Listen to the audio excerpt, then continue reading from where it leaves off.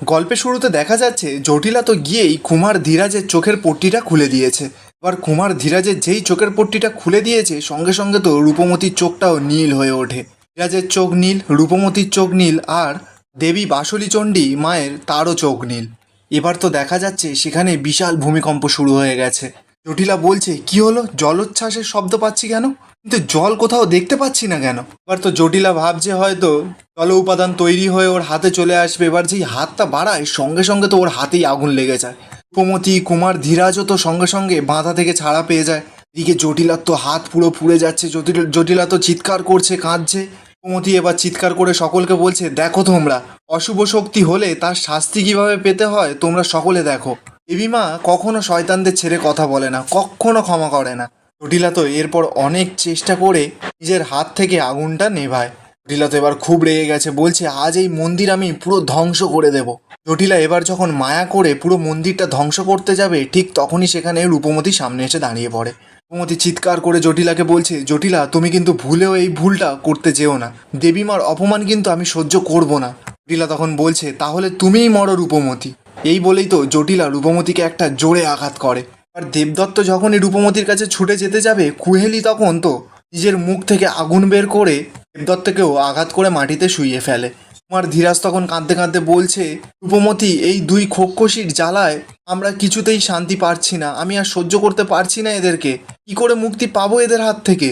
আর রূপমতি আর কুমার ধীরাজ তো খুব কান্নাকাটি করছে। রূপমতিও উঠে দাঁড়াতে পারছে না। রূপমতির চোখ দিয়ে এক ফোঁটা জল মাটিতে পড়ে, আর অন্যদিকে কুমারের চোখ দিয়েও এক ফোঁটা জল মাটিতে পড়ে। আর সেই দু ফোঁটা জল গিয়েই মা বাসুলীচণ্ডীর চোখের গোড়ায় গিয়ে পড়ে। এবার সঙ্গে সঙ্গে তো দেখা যাচ্ছে মা বাসুলীচণ্ডীর চোখের ভেতর থেকে জল গড়িয়ে গড়িয়ে বেরোচ্ছে। দেখা যাচ্ছে কয়েক মিনিটের মধ্যে সারা জায়গা জলে ভর্তি হয়ে যায়। সকলেতে এবার দেখা যাচ্ছে জলে পুরো ডুবো ডুবো হয়ে গেছে। রূপমতি, দেবদত্ত, কুমার ধীরাজ এদের তো কারোরই কিছুই হচ্ছে না, কিন্তু কুহেলি আর জটিলা তো ওই জলের মধ্যে থাকতেই পারছে না। ওরা তো অশুভ শক্তি, তাই জন্য ওরা জলের মধ্যে দাঁড়াতেই পারছে না। খুব কষ্ট হচ্ছে ওদের, দুজনে ছটফট করছে। অন্যদিকে দেখা যাচ্ছে ওই যে মা বাসুলীচণ্ডীর চোখের জলেই পুরো রাজ্যে জল ভর্তি হয়ে যায়। রাজ্যবাসীরা তো জল দেখেই খুব খুশি হয়ে যায়, লাফালাফি করছে, নাচানাচি করছে, বলছে জল এসেছে, জল এসেছে। সকলে তো এবার খুব আনন্দে সেই জল পান করে তৃষ্ণা মেটাচ্ছে। অন্যদিকে দেখা যাচ্ছে রূপমতি সকলকে বলছে রাজ্যে জলের অভাব মিটেছে, আর কারোর কোনো জলকষ্ট হবে না। এরপর দেখা যায় মা বাসুলীচণ্ডীর চোখ থেকে জল পড়া বন্ধ হয়ে যায়। ঠিক সেই সময় তো প্রজ্ঞা আর মহারাজ ছুটতে ছুটতে ধীরাজের কাছে আসে। প্রজ্ঞা তো ধীরাজকে জড়িয়ে ধরেছে, ধরে বলছে, তুই ঠিক আছিস বাবা। ধীরাজও তো ওর মাকে জড়িয়ে ধরে খুব কান্নাকাটি করছে। মহারাজও তো এবার ধীরাজকে জড়িয়ে ধরে বলছে, আমার পুত্র, আমার নয়নের মণি, কত দিন পরে আমি তোমাকে ফিরে পেলাম।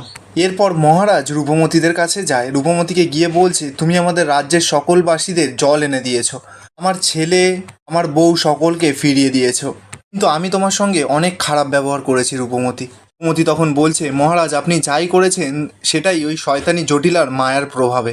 জটিলা আর কুহেলি এই দুই অশুভ শক্তি এই গোটা রাজ্যকে গ্রাস করেছিল। দেখুন ওরা দুজনেই এখন কিন্তু পরাজিত। দেখুন মহারাজ, দেখুন মা বাসুলীচণ্ডীর প্রভাবে এই দুই শয়তানির এখন কি অবস্থা।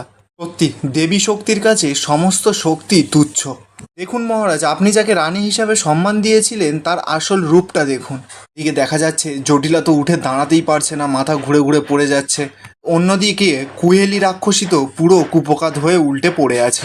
মহারাজ এবার জটিলাকে বলছে, তুমিই তাহলে খোক্ষস রানী জটিলা, তুমি এতদিন ধরে মরীচিকা সেজে আমার চোখে ধুলো দিয়েছিলে। জটিলা তখন বলছে, আপনার মতন রাজাকেই তো দরকার ছিল মহারাজ, কারণ আপনাকেই দিয়ে আমার কার্যসিদ্ধি হতো।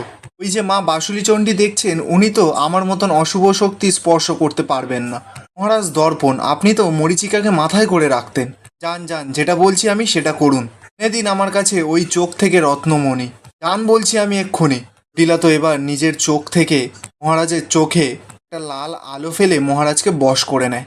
সঙ্গে সঙ্গেই তো মহারাজ মা বাসুলীচণ্ডীর দিকে এগোতে থাকে। রূপমতি তো এসে সামনে দাঁড়ায়, মহারাজকে বলছে, মহারাজ না না, আপনি এটা করবেন না, আপনি ওই শয়তানি জটিলার মায়ায় জড়াবেন না মহারাজ কিছুতেই।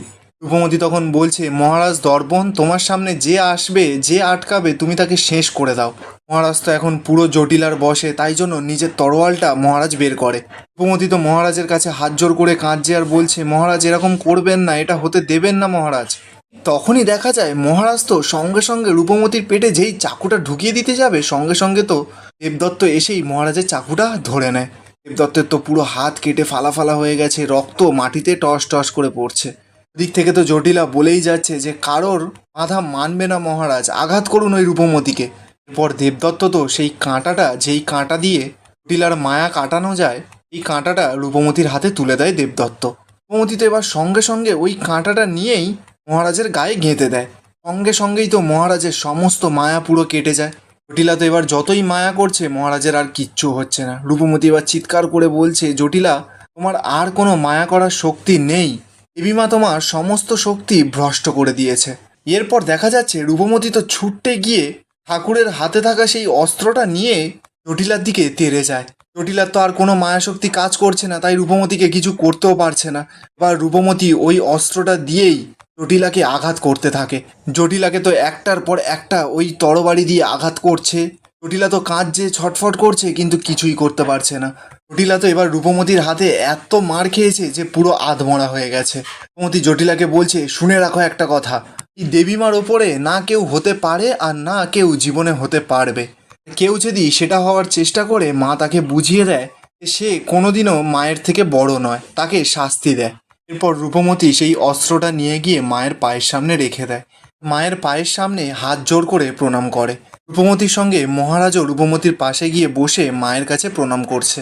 তখনই দেখা যায় মা বাসুলীচণ্ডীর চোখের ভেতর থেকে একটা গোল মতন পাথরের টুকরো এসে মহারাজের হাতে পড়ে। মহারাজ সেটাকে নিয়ে সকলকে বলছে যে এই হলো এই রাজ্যের জল উপাদান। মহারাজ এবার ধীরাজকে ডেকে ওই জল উপাদান ধীরাজের হাতে তুলে দেয়, আর ধীরাজ দিয়ে দেয় রূপমতির হাতে। জটিলা তো এবার সেটা দেখে চিৎকার করে সকলকে বলছে যে ওই জল উপাদান আমাকে দাও, তোমরা ফিরিয়ে দাও আমার কাছে। তখনই দেখা যাচ্ছে জল উপাদান থেকে একটা আলোর তেজ বেরিয়ে জটিলার চোখে লাগতেই জটিলা তো ছটফট করছে, জটিলার খুব কষ্ট হচ্ছে। জটিলা চিৎকার করে রূপমতিকে বলছে, এই আলো তুমি বন্ধ করো রূপমতি। রূপমতি তখন জটিলাকে বলছে, এই আলো হচ্ছে পবিত্রতার আলো, অশুভ শক্তিকে নাশ করার আলো, ভালোবাসার আলো, দৃষ্টির আলো। এই আলো তোমার মতন অন্ধকারের প্রাণীকে, শুভ শক্তির ধারককে মাটিতে মিশিয়ে মারতে পারে। এবার তোমার কাছে প্রমাণ হয়ে গেল তো যে তুমি কতটা দুর্বল। দেবীমা যখন শাস্তি দেন না, সেই আঘাত সামলানোর ক্ষমতা কারোর থাকে না। এখানেই আজকের এপিসোডটা শেষ হয়ে যায়। আপনাদের রূপমতির এপিসোডগুলো কেমন লাগছে কমেন্টে অবশ্যই জানাবেন।